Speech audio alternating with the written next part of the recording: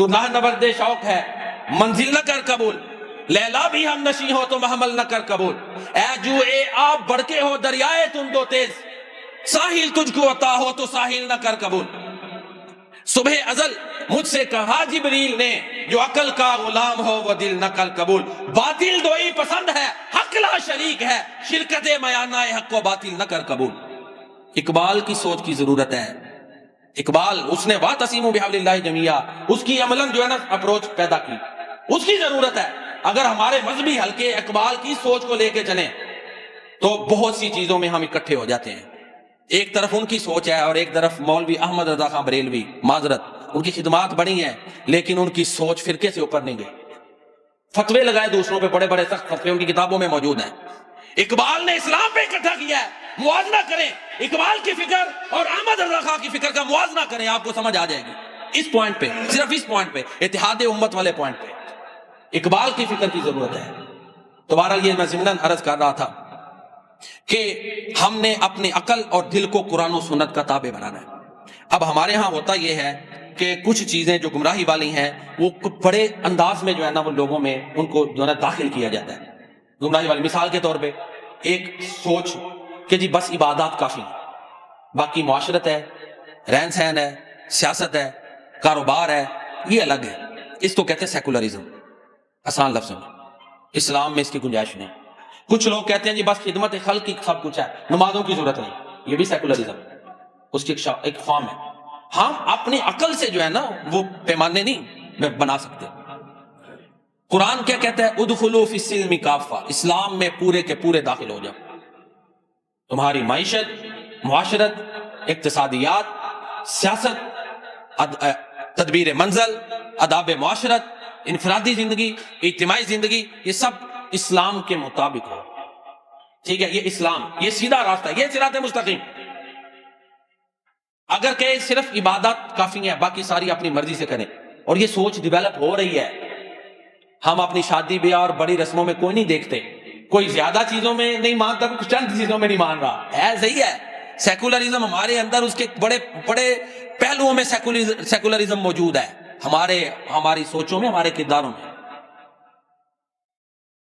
تو لہذا انسان کی زندگی کے تمام پہلو قرآن و سنت کے سانچے میں ڈھلے ہوئے ہو، یہ صراط مستقیم ہے، یہ سیدھا راستہ ہے۔ اہدنا الصراط المستقیم، اے اللہ ہمیں سیدھا راستہ دکھا۔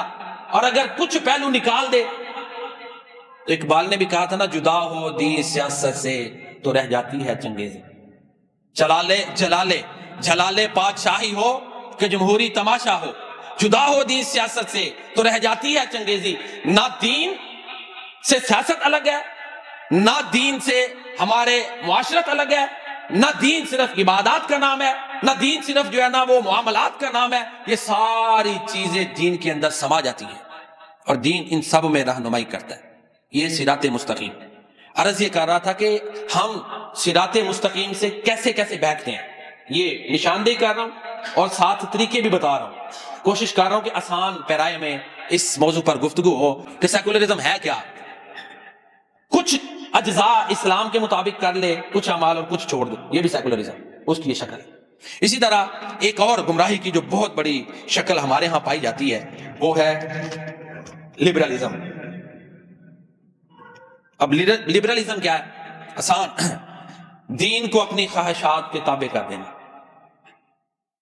یعنی جو من میں آئے وہ کرنا، اپنے نفس، اپنی خواہشات، اپنی عقل، اپنی تمناؤں کے مطابق دین کو کر دینا، یہ لبرلزم ہے۔ اسلام میں اس کی بھی گنجائش نہیں۔ جب ہم مسلمان بن گئے ہیں، اسلام کا معنی یہ ہے کہ اونٹ کی نکیل جب کسی کو دے دی جائے، یعنی مالک کا تابع ہو جائے۔ تو مسلمان جو ہے جب اس نے اسلام قبول کیا، ہم تو ظاہر ہے بیعت اللہ کا انعام ہے، مسلمان ہے۔ جو مسلمان ہے وہ پابند ہے قرآن اور سنت کا۔ پیارے نبی کریم خاتم النبیین رحمت للعالمین صلی اللہ علیہ وآلہ وسلم نے فرمایا، لا یؤمن احدکم حتی یکون ہواہ تبعا لما جئت بہ، تم میں سے کوئی اس وقت تک ایماندار نہیں ہو سکتا جب تک اس کی خواہشات ان تعلیمات کے تابع نہ ہو جائیں جو میں لے کر آیا ہوں۔ اور قرآن کریم میں اللہ تعالیٰ فرماتے ہیں غالباً سورہ قصص ہے، ومن اضل ممن اتبع هواه بغیر هدى من اللہ، سورہ قصص 20واں پارہ، ومن اضل ممن اتبع هواه بغیر هدى من اللہ ان اللہ لا يهدي القوم الظالمین۔ اس سے بڑا کون گمراہ ہے جس نے اپنی خواہش کو اپنا معبود بنا لیا۔ ہماری خواہشات، اسلام نے جو ہے نا وہ ماڈریٹ اپروچ دی ہے، ہماری خواہشات قرآن و سنت کے سانچے میں ڈھل جائیں۔ اسلام یہ نہیں چاہتا کہ خواہشات کو کچل ہی دو، نہیں، یہ خواہشات، یہ احساسات، یہ تفکرات، ان سب کا مجموعہ انسان ہے، یہ ساری چیزیں انسان میں موجود ہیں۔ اسلام، یہ اسلام کی خوبی ہے، اسلام ان کی ڈائریکشن درست کرتا ہے، یہ نہیں کہ کچل دو۔ مثلا کرسچینٹی میں جی شادی نہ کرو، خواہش کچل دو، اسلام میں یہ نہیں۔ یا بدھزم میں وہ جی اپنے ایگو کو مارنے کے لیے مانگو، سوال کرو، حتیٰ کہ وہ بدھ جو تھا، بدھ مت کا جو بانی ہے، اس کا والد ایک امیر کبیر آدمی تھا، لیکن اپنے باپ کے بھی در پہ وہ کشکول لے کے چلا گیا۔ اسلام نے تو نہیں خودداری کو ایسے ختم کیا کہ آپ اس طرح اپنے جو ہے نا وہ خواہشات کا اور اپنی میں کو ختم کریں، نہیں، اسلام نے تو سوال کو حرام قرار دیا۔ اسلام کہتا ہے قرآن و سنت کے مطابق اللہ کی رضا کے لیے بدلہ نہ لو، میں تو ختم ہو گئی، اللہ کی رضا کے لیے معاف کر دو، اللہ کی رضا کے لیے حق پہ ہوتے ہوئے لڑائی جھگڑے کو ختم کرنے کے لیے اپنا حق چھوڑ دو، یہی میں ہوتی ہے۔ اور کیا ہے، ان کو اسلام نے ختم کر دیا۔ کوئی بھی ہے، بڑا ہے چھوٹا ہے، بڑے کو سلام کرے، کوئی بھی ہے، تعلیمات دی گئی نا، جو جب ان تعلیمات کے پیرامیٹر میں آئے گا، ان کے مطابق ڈھل جائے گا، اس کی میں اپنا ختم ہو جائے گا۔ ہم کئی دوستوں نے واقعات سنائے، کئی ایسے ہمارے ادھر سیالکوٹ میں فیکٹری اونرز کہہ لیں، اگر کسی کاریگر کے ساتھ گرما گرمی ہو گئی ہے تو رات کو فون کر کے معافی مانگ رہے ہیں، کیوں؟ کہ اللہ پکڑ نہ لے، ہے ختم ہو گئی نا۔ جب معافی مانگ لی تو پھر اس کی میں ایگو ختم ہو گئی، اس نے اسلام کے سانچے میں ڈھال دیا۔ ہو سکتا ہے ڈپریشن ہو، کسی کو شوگر کا معاملہ ہو، بعض کی مسکولر ویکنس ہو، بڑے معاملات ہوتے ہیں، کچھ بندے ہوتے ہیں وہ ٹینشن والی چیز برداشت نہیں کر سکتے، مزاج ہوتے ہیں، لیکن معاملے ظاہر چلانے تو ہیں۔ تو یہ اسلام نے اس طرح سکھایا ہے کہ اپنی میں کو، ایگو کو اس طرح جو ہے نا نارمل کرو، قرآن و سنت کے سانچے میں ڈالو، یہ نہیں کہ مانگے۔ تو بہرحال خلاصہ یہ عرض یہ کر رہا تھا کہ لبرلزم کہ جی بس اپنی جو من میں آیا اس کے مطابق چلنا، اسلام میں اس کی گنجائش نہیں۔ اس کے بارے میں تو سورہ جاسیہ میں بڑی سخت وعید ہے، افرأیت من اتخذ الہہ ہوا واضلہ اللہ علی علم، جو اپنی خواہشات کے پیچھے چلتا ہے، جتنا مرضی اس کے پاس علم آ جائے وہ گمراہ ہے۔ قرآن کہہ رہا صرف گمراہ نہیں، وختم علی قلبہ وعلی بصرہ وجعل علی بصرہ غشاوہ، اللہ اس کے دل پہ مہر لگا دیتے ہیں، کانوں پہ مہر، آنکھوں پہ پردہ۔ کیا مطلب؟ کہ ہدایت سے محروم ہو جائے گا، اور اس سوچ پہ رہے گا تو وہ ہدایت سے محروم ہے، اس کے لیے ہدایت کے سارے دروازے بند ہیں۔ فَمَن يَهْدِيهِ مِن بَعْدِ اللَّهِ، اب اللہ کے بعد اللہ کے علاوہ کون اس کو ہدایت دے گا؟ تو عرض یہ کر رہا تھا کہ صراط مستقیم، قرآن اور سنت پہ چلنا، یہ صراط مستقیم ہے۔ اس کی راہ میں کیا رکاوٹیں ہیں ان کی میں نشاندہی کر رہا ہوں۔ ابھی انشاءاللہ چند تجاویز میں آخر میں تقریباً 4 ایسی آپ کے سامنے رکھوں گا کہ ہم ان کو فالو کریں تو انشاءاللہ ہم صراط مستقیم پہ رہیں گے۔ میں ضمناً عرض بھی کر رہا ہوں۔ اسی طرح ایک اور جو آج کے دور کا فتنہ ہے، جو ہمارے پڑھے لکھے معاشرے میں، وہ ایتھیزم ہے، اللہ کے وجود کا انکار۔ یہ سائنس اللہ کو نہیں ثابت کرتی۔ یہ پچھلے دنوں ایک بڑا مناظرہ بھی ہوا ہے ایک ملحد کے ساتھ، اور اس نے کہا جی آپ کسی چیز کو کہتا ہے فلاں چیز اخلاقی پیمانے پہ بات ہوئی، تو اس نے کہا جی جو زیادہ لوگ کہیں، تو اسی پوائنٹ پہ وہ پھر جیت گئے۔ کہتا ہے جی زیادہ لوگوں کی رائے پہ اگر اخلاقیات آپ کہتے ہو درست ہیں تو زیادہ لوگ تو کہتے ہیں اللہ ہے، یہ کیوں نہیں مانتے؟ پھر ظاہر ہے وہ قرآن و حدیث کو تو نہیں مانتا تھا، اسی پہ وہ جو ملحد ہے ایتھیسٹ وہ مات کھا گیا کہ جی پھر دلیل دیتے ہیں جی برائی کیوں ہے۔ بھائی اللہ تعالیٰ نے کہاں کہا ہے کہ جو برائی نہیں ہونی؟ سورہ دہر پڑھیں، اللہ نے انسان کو اختیار دیا ہوا ہے، نیکی کرے یا برائی کرے، عدل کا نظام، سزا جزا آخرت میں ہے۔ کہیں نہیں آتا کہ دنیا میں برائی، یہ ظلم گناہ نہیں ہونا، کہیں نہیں آتا۔